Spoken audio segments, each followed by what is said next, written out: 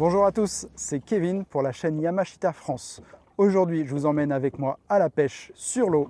On est à Belle-Île, une belle journée du mois d'octobre. Je vous ai présenté il y a quelques temps sur la chaîne une vidéo sur les aiguillots TR, une superbe aiguille d'une technique de pêche que j'adore. Donc aujourd'hui, je vous emmène à la pêche avec moi et je vais essayer de vous expliquer comment pratiquer cette pêche et comment être ultra efficace sur les sèches et les calamars.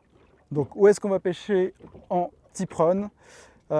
Clairement, la pêche en tip run, c'est une pêche qu'on va pratiquer à partir de 12-15 mètres de fond minimum et on peut aller jusqu'à 80 mètres de fond en adaptant sa plombée, le casque qu'on va mettre sur l'aiguille et avec une ligne fine, ça y va.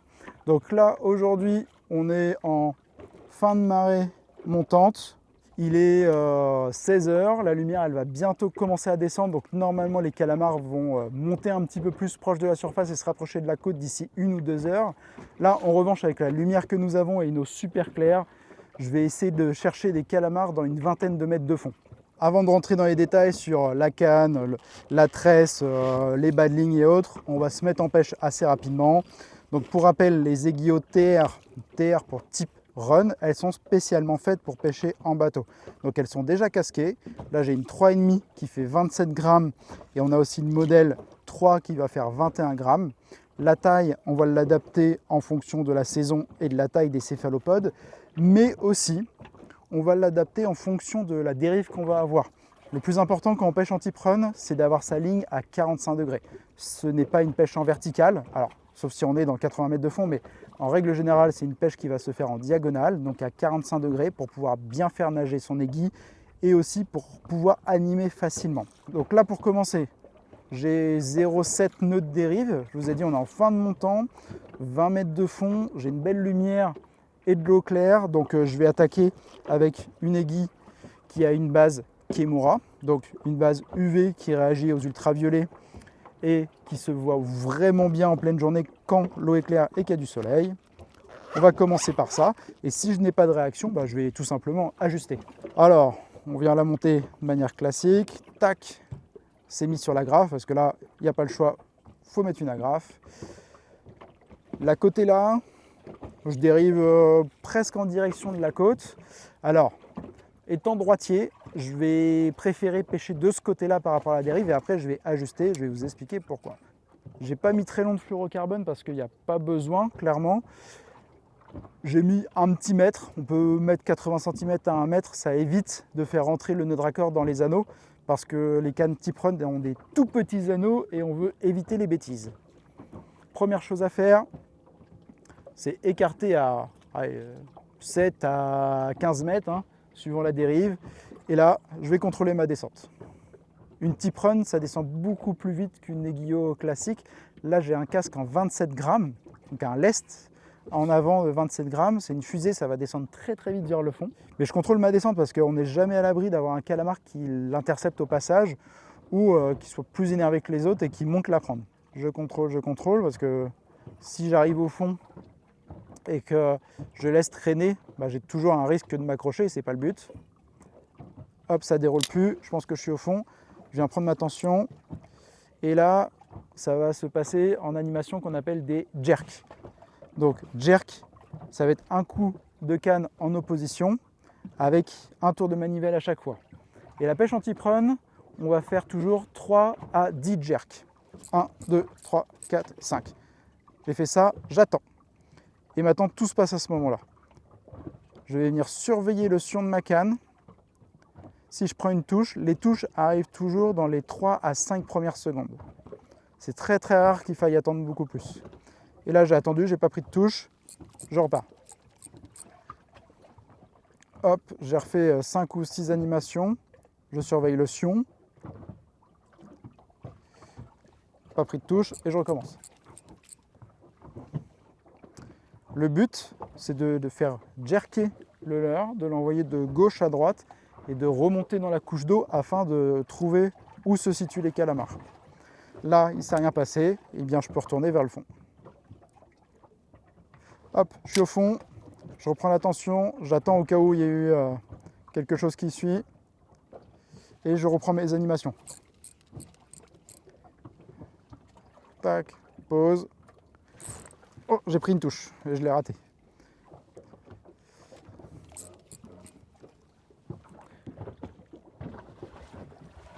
J'ai pris des touches de poisson, je pense.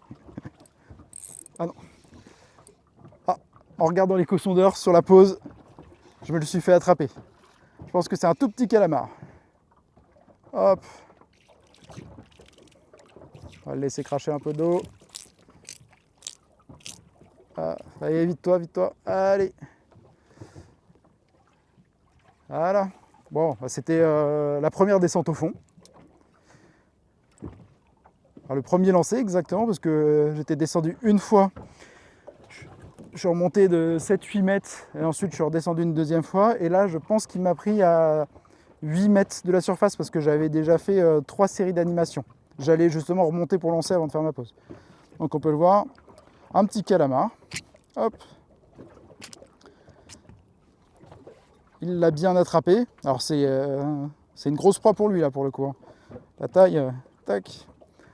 Donc il semblerait que la petite numéro 3,5 en Kémoura fasse bien l'affaire aujourd'hui. Bon, calamar de petite taille, on va le remettre à l'eau. Allez, tac. Va grandir. Et on recommence la même chose. Hop, je sors à peine le nœud des anneaux. Et je vais même lancer un petit peu plus loin parce que je me suis rendu compte qu'à la deuxième descente, je revenais à la verticale du bateau parce que le courant n'est pas très fort. Et on n'a pas de vent. Donc là, je lance, allez, à 12-13 mètres et je contrôle ma descente. Alors je ne me suis pas mis au hasard dans la dérive pour expliquer un petit peu comment j'ai choisi de me mettre à dériver ici. On a la côte qui est devant nous là. Et il y a une tête de roche qui va être 200 mètres vers le large. Ça fait comme un passage, un couloir pour la nourriture. Et j'ai vu en naviguant qu'il y avait des boules de sardines. Donc potentiellement, si il y a du fourrage, donc des sardines, des petits chinchards, des anchois, des maquereaux, eh bien, je peux trouver des calamars. Et là, je l'ai raté. Je contrôlais la descente, j'ai pris une touche. Hop, il est dessus. Des fois, on attend. On peut refaire des jerks si jamais il est autour. Et il est dessus. Hop. Bon, il est peut-être un tout petit peu plus joli celui-ci. Donc c'est pour ça que c'est important d'avoir le doigt sur la tresse quand on contrôle la descente. Parce que hop, on peut avoir un calamar qui vient l'intercepter. Et là, c'est ce qui s'est passé. J'ai raté les premières touches. Et après, en faisant un petit jerk, souvent, quand ils ratent, ça les énerve de faire une petite animation sèche. Et ils viennent s'en saisir. Celui-là est un tout petit peu plus joli. Je vais l'attraper à la main, sans arroser le caméraman. Hop. Et voilà. Donc, là, il y a une petite différence. C'est pas la même espèce que le lancer d'avant. C'est ce qu'on appelle un calamar veiné. Donc, on voit les traits dessus. C'est notre espèce qui est un petit peu plus agressive, je trouve. Et je pense que à la descente, comme ça, c'est souvent cette espèce-là qu'on intercepte. Et en plus, il m'a mis vraiment un petit poc dans la canne. C'est une des touches typiques des calamars. C'est le petit poc. C'est quand ils envoient les marteaux. Et vous avez vu, il était pris par les marteaux sur le panier de l'aiguille. Donc là, un plus joli calamar. Bon, et bien pour le moment, il y a de la réussite. Ça va assez vite. Je vais refaire la même chose.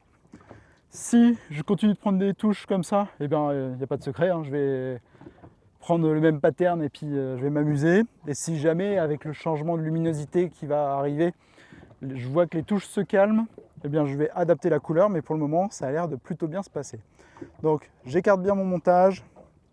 Il n'y a pas besoin de faire un lancer par-dessus la tête. Hop. Au moins une dizaine de mètres et je contrôle ma descente. Ce qui est important, c'est de contrôler la descente, mais pas retenir la descente du leurre. Parce que si on retient de trop la descente du leurre, il va venir vers nous, donc on va perdre l'angle de pêche. Là, c'est juste pour, comme ce qui s'est passé juste avant, sentir une touche à la descente ou alors sentir le contact avec le fond et prendre l'animation aussitôt pour éviter de s'accrocher. Hop, je suis au fond, je remonte un petit peu, je fais ma pause au cas où et je reste en contact et là je vais lancer mes animations.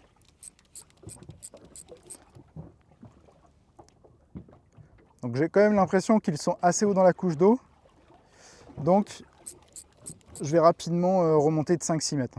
Alors pourquoi ça s'appelle tip run?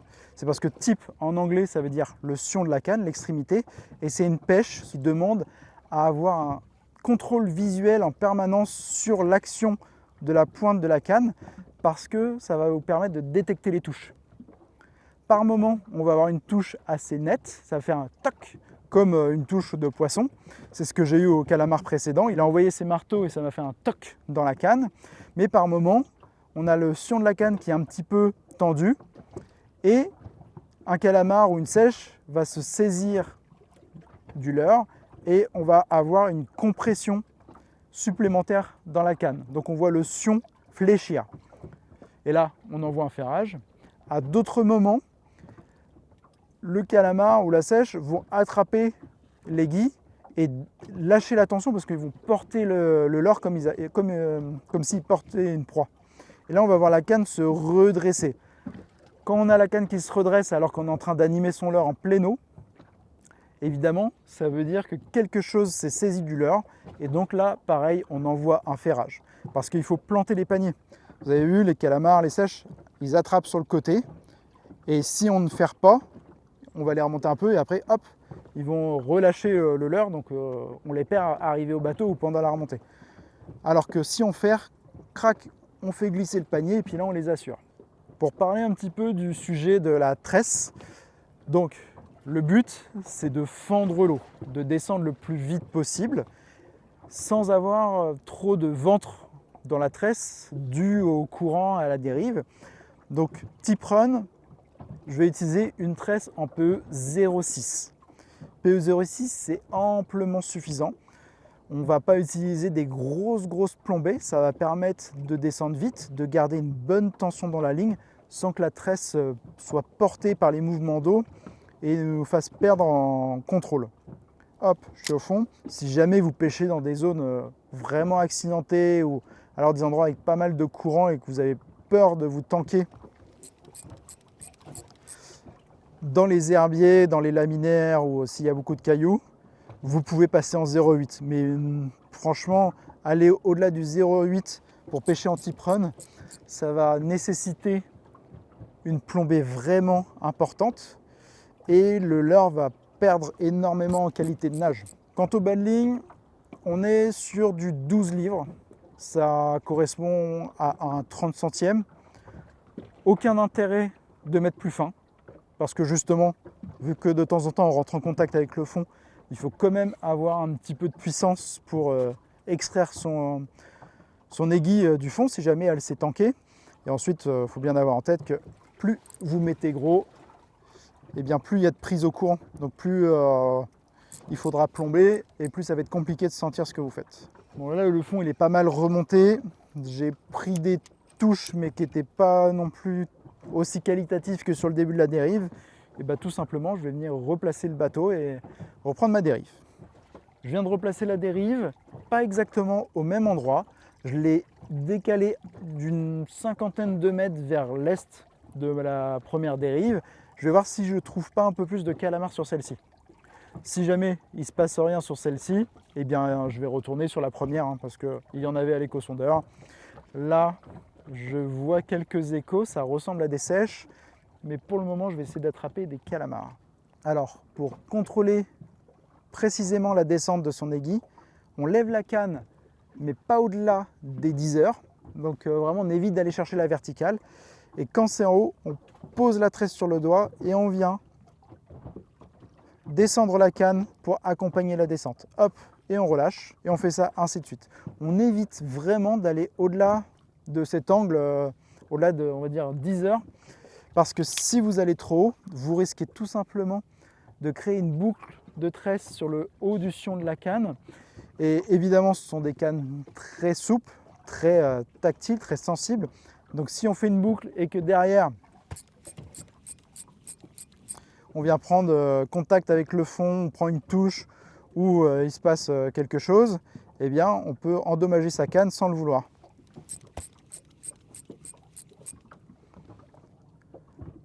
Allez, à chaque fois, je fais 5 à 8 animations, j'attends 3 à 5 secondes et s'il ne se passe rien, je redescends vers le fond. Hop, et je contrôle. Hop, allez, je suis au fond, je reprends contact, un petit stop au cas où un céphalopode est suivi et j'y vais. Allez, 8 jerks, je stoppe et je surveille mon sion. Là, l'avantage, c'est que quand on pêche, oh, petite touche, je surveille mon sion. L'avantage des cannes type run, elles ont des sions qui sont d'une autre teinte pour pouvoir bien les voir. Et souvent, des ligatures orange fluo ou jaune fluo pour avoir toujours un point de repère très simple à focaliser. Je pense que vous l'entendez quand j'anime, il y a mon frein qui se déclenche. Lorsqu'on pêche en aiguille, et particulièrement type run, on va chercher à avoir un réglage de frein un petit peu glissant. Ce que j'entends par glissant, c'est que lorsqu'on anime, lorsqu'on vient faire les jerks, eh bien, il faut que ça libère un petit peu de mou, ce qui va permettre au leurre de glisser de gauche à droite lors des animations, avec de l'amplitude. Si on pêche frein serré, eh bien, on ne va pas avoir une belle amplitude de nage, et donc potentiellement le leurre va être moins attractif. Ouais, je suis au fond, je prends contact. Allez. Donc pourquoi pêcher en type run plutôt qu'avec une potence, une plombée et un leurre au bout d'un traînard ou alors un montage avec un plomb en bas et 2 ou 3 empiles? En fait, le type run, ça va être ultra intéressant lorsqu'on cherche spécifiquement des calamars de belle taille qui sont en train de se déplacer et de s'alimenter dans la couche d'eau. Là, on va pouvoir vraiment faire comme lorsqu'on pêche du bord, animer son leurre avec des jerks, donc pour le faire nager de gauche à droite. Et l'aiguillot TR, elle a la particularité déjà de vraiment bien jerker sur les côtés, sans trop tirer dans la canne malgré son poids. Et elle a cette petite appendice à l'arrière qui va servir comme une nageoire, une quille de bateau pour bien stabiliser, ce qui fait que dès qu'on s'arrête, hop, elle va se mettre avec un angle parfaitement pêchant comme ça. Et malgré les mouvements du bateau, malgré les vagues ou les changements de tension dans la ligne, elle va rester super stable. Et comme on a pu déjà en parler dans les vidéos, la stabilité du leurre à la descente, c'est la clé. Alors comment bien faire ces jerks? Donc ce qui est très important, c'est d'avoir un angle entre la canne et la tresse à 90 degrés. Donc la tresse, elle est dans l'eau à 45 degrés et on cherche à avoir un angle entre la canne et la tresse à 90 degrés pour avoir le plus d'impact possible sur son animation. Et on va venir faire taper la canne en opposition en synchronisant un jerk, un tour de manivelle. Hop, hop, hop, hop. Et en fait, la canne, au niveau de la main, il reste presque au même endroit. Il faut réussir à rester dans un petit espace tout en enclenchant un tour de manivelle à chaque fois.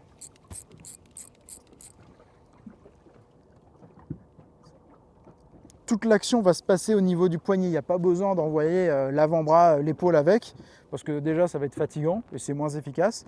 Tout se passe au niveau du poignet. Soit on met l'index sur la canne pour l'aider, ou alors on tient bien. Il faut vraiment penser à taper en opposition et garder cet angle de ligne canne-tresse 90 degrés.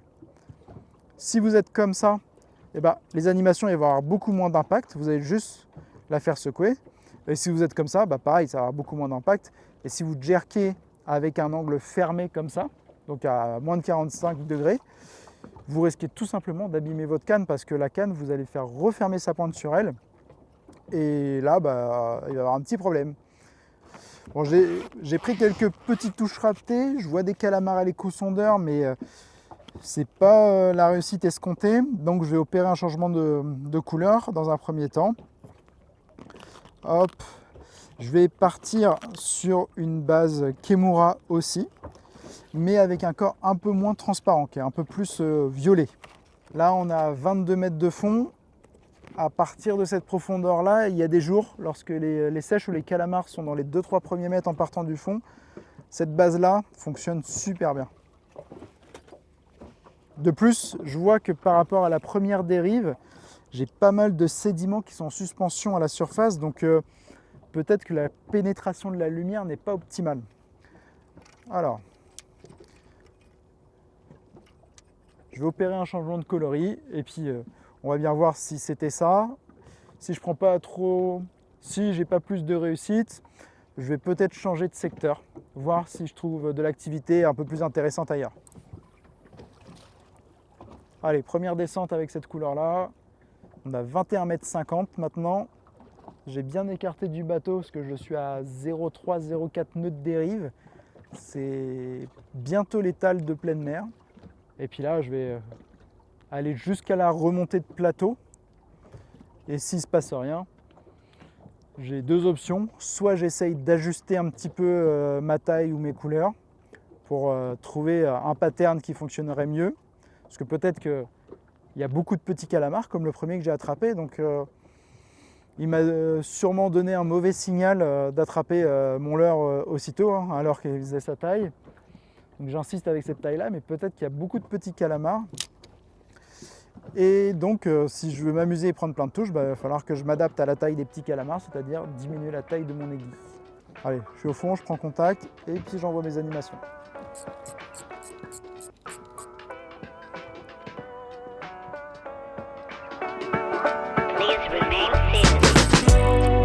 Et touche.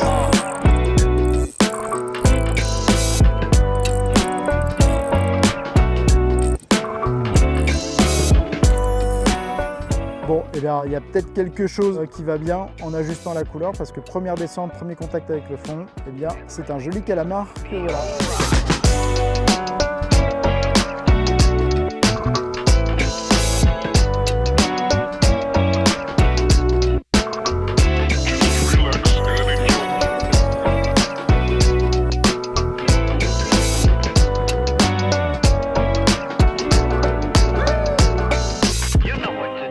On a fait une troisième dérive que je n'ai pas terminée parce que le courant était complètement en train de tomber sur le premier poste et l'axe de dérive a changé, je prenais moins de touches et mon leurre il revenait très très vite à la verticale. Donc j'ai décidé de naviguer un petit peu, j'ai changé de poste. Là on est arrivé pour l'étale sur une zone avec une belle poche de sable.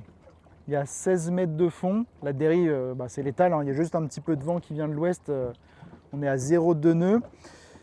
Je vais commencer avec l'aiguille qui m'a rapporté les derniers calamars. Là, je suis dans le cas de figure où j'ai un petit problème, entre guillemets, c'est que 27 grammes, ça semble presque trop lourd. Dans ce cas-là, si c'est vraiment trop lourd, eh bien, je vais passer à 21 grammes sur la numéro 3.0. En revanche, quand on pêche en mer, on a plutôt le cas de figure inverse. C'est qu'on n'arrive pas à garder notre angle et on est obligé, à cause du vent, du courant, de rendre de la main tout le temps, rendre du mou dans la tresse, parce que de base, elle n'est pas assez lourde. Quand c'est comme ça, tout simplement, on les équipe d'un casque pour pouvoir trouver le juste poids. Mais pour le casque, je vais vous montrer un petit peu après. Là, je commence à voir des échos dans le premier mètre au-dessus du fond, donc il y a 14,8, ouais, 15 mètres en gros. Il y a des échos à juste un petit peu au-dessus, 15 mètres. Et bien au lieu de faire 7-8 jerks, je vais en faire que 2 ou 3 et je m'arrête. 2-3 jerks, ça veut dire qu'en moulinant avec la diagonale, j'arriverai juste au-dessus des échos que j'ai vus. J'en refais 2-3, donc je remonte de 2 mètres. Et si je ne prends pas de touche, eh bien, je reprends la direction du fond. Je n'étais pas beaucoup remonté, donc c'est assez facile de redescendre. J'attends. Les échos de calamar, ça ne fait pas comme des échos de poisson. On n'a pas vraiment des bananes, des croissants bien caractéristiques qu'on pourrait avoir comme sur des bars ou des sparidés. Là, c'est vraiment un petit peu allongé. On voit qu'il y a peu de densité, hein. Donc c'est pas tout à fait pareil. Ça fait des lignes qui se baladent dans la couche d'eau. Mais on peut bien les voir. Bon, je vais tester mon intuition de début, c'est-à-dire de diminuer en taille. Ça revient assez vite vers moi. Hop. On va passer sur la taille inférieure. Je reprends une Kimura avec beaucoup de transparence. C'est attaché et je vais essayer.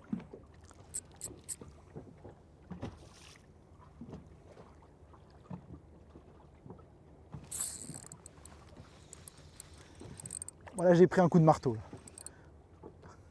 La pause après les jerks. Là.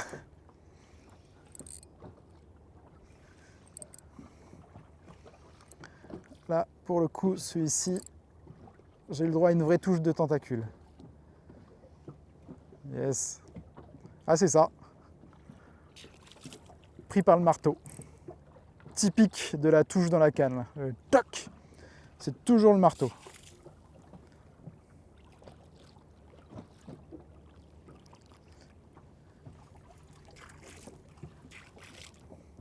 Allez. La fameuse touche caractéristique, le poc dans la canne, toujours pris sur le marteau. C'est parfait. Bon bah pour le moment, on va dire que cette couleur là ressort un petit peu plus du lot.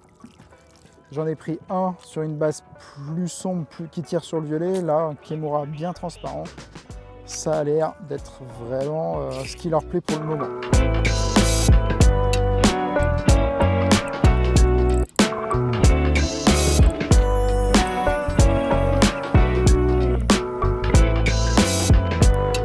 Donc là, je traînais un peu plus proche du fond et j'ai repris une animation, 2 animations pas trop dynamiques et aussitôt je me suis fait intercepter par une sèche. C'est pas ce que je recherche aujourd'hui, mais c'est toujours fascinant les couleurs qu'elles peuvent avoir, les myriades de couleurs qu'elles peuvent avoir sur le dos.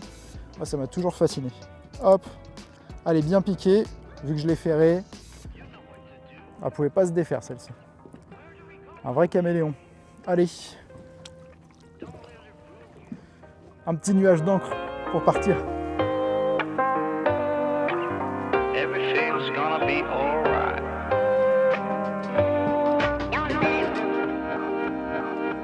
Bon, je vais faire un petit point sur le choix du coloris. Il y a un paramètre extrêmement important quand on choisit un coloris d'aiguille. En tout cas, c'est le paramètre qui est peut-être le plus important quant au choix, c'est le choix de la base. La base, pour rappel, c'est la couleur qui est sous le tissu, la couleur de la coque en plastique. Il y a des bases qui vont être transparentes, Kimura UV, donc qui réagissent aux ultraviolets, mais qui ne brillent pas dans la nuit. Il va y avoir des bases qui vont être rouges, métallisées. Il va y avoir des bases qui vont être dorées et on a des bases arc-en-ciel. Il y en a d'autres, mais là, je vais vous montrer vraiment une déclinaison assez rapide. Tout ce qui est Kimura, donc UV violet, c'est lorsque le soleil est de sortie, qu'il n'y a pas ou très peu de nuages, donc énormément d'ultraviolet dans l'atmosphère, et une eau claire. Ça va permettre au calamar de voir votre leurre de loin, donc ça va permettre de couvrir du terrain. Donc comme celle-ci, un corps en Kimura violet, une base avec beaucoup de transparence. Lorsqu'il y a grand soleil, des eaux claires et qu'on pêche dans des profondeurs relativement faibles, donc jusqu'à 15-20 mètres, cette base Kimura violet va très bien. Quand on est dans le même cas de figure, grand soleil, une eau claire, mais au-delà des 20 mètres, j'aime cette version Kimura qui est un petit peu plus dense en termes de couleur. On la reconnaît avec son lest qui est violet. Si on a une eau qui est piquée, donc à cause des sédiments en suspension, par exemple quand il y a eu de la pluie, si on pêche à proximité de zones d'estuaire avec des eaux qui vont charrier beaucoup de matière organique en suspension dans l'eau, donc l'eau va être piquée. La base dorée avec l'impression chinchard dessus, elle est vraiment ultra régulière et au-dessus du lot. Lorsqu'on a un temps qui est très changeant, alors c'est pas le cas aujourd'hui, là on a un soleil bien présent, juste un voile nuageux qui vient adoucir l'intensité du soleil, mais on a quand même pas mal de soleil. En revanche, il y a des journées d'automne où la météo ne fait que changer. On passe d'un soleil intense, 2 minutes après, on a un gros nuage qui passe, il fait tout noir, on a de la pluie, on a des changements incessants de luminosité. On ne va pas changer son leurre toutes les 3 secondes. Donc, il y a une version un petit peu passe-partout. Ça ne sera jamais la meilleure, la plus efficace sur une journée de pêche sur un moment donné. En revanche, lorsque la météo n'arrête pas de changer, qu'il y a plein de moments avec des luminosités variables, une base rainbow, donc une base arc-en-ciel, est hyper efficace. Comme ça, on n'a pas besoin de se creuser la tête. On met un rainbow, la météo, elle n'arrête pas de changer. Normalement, ça va bien se passer parce qu'il y aura toujours des reflets et des nuances qui seront très bien perceptibles par les calamars.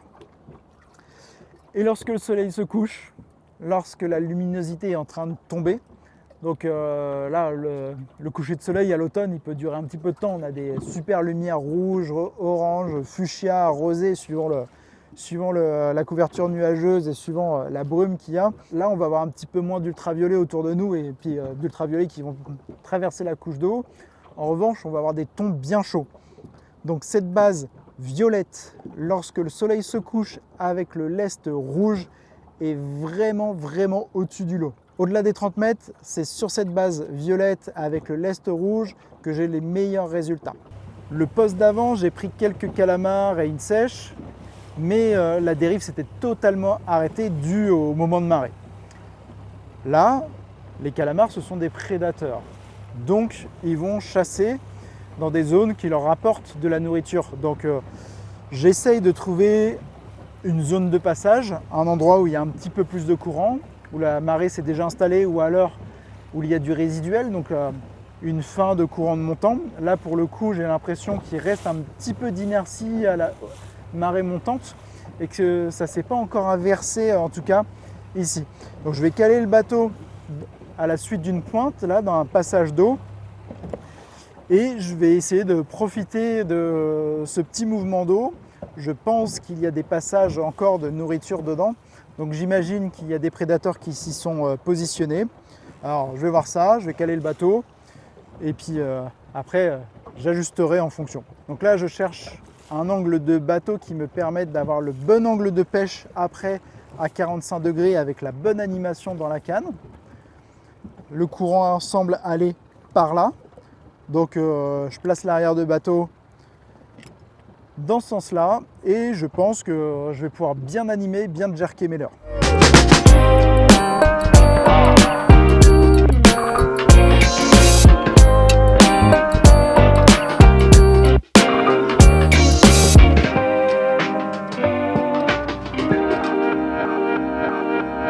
Je vous ai dit que j'allais vous parler du système de casque pour justement répondre aux situations où il y a beaucoup de dérives, du vent, du courant et qu'on n'arrive pas à bien tenir son angle qui est ultra important. Il y a énormément de déclinaisons. Les casques vont aller de 7 grammes jusqu'à plus de 50 grammes. Comme ça, ça va vous permettre d'adapter en fonction de la situation. Il y a 3 couleurs.